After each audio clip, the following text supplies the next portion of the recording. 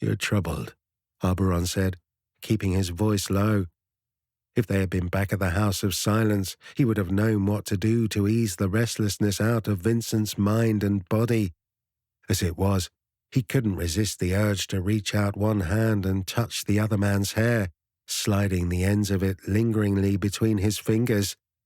Vincent's gaze slid up to meet his own, his remaining eye a vivid, searing blue. Arboron had never met a man with eyes that exact colour before.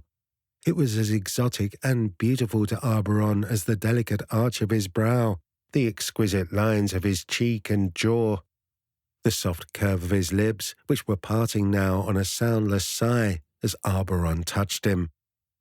Arboron thought fleetingly of Vincent's friends who were even now making preparations to continue their journey, and just as quickly banished the awareness of them. Here at the back of the building, they had enough isolation and privacy to suit their needs, and perhaps the time to ease some of the tension that Vincent was feeling.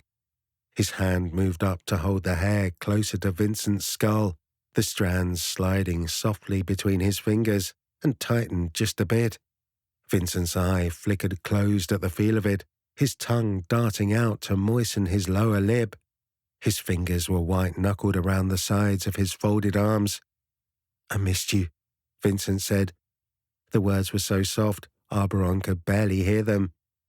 The quiet declaration cut like a scalpel into Arboron's heart, making his groin tighten.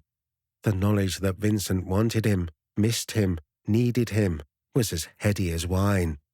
He smiled slightly. "What do you need?" It was a familiar question from the time they spent together at the House of Silence.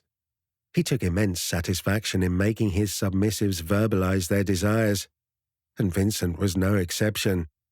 Vincent swallowed hard, the skin between his brows creasing. This part was never easy for him. "I don't know what I need," he said at last. His voice sounded pained. Oftentimes Vincent liked to hide behind those words, as if he thought they would shield him in some way. Arboron had no patience for that kind of prevarication, and both of them knew it. The game between them had begun.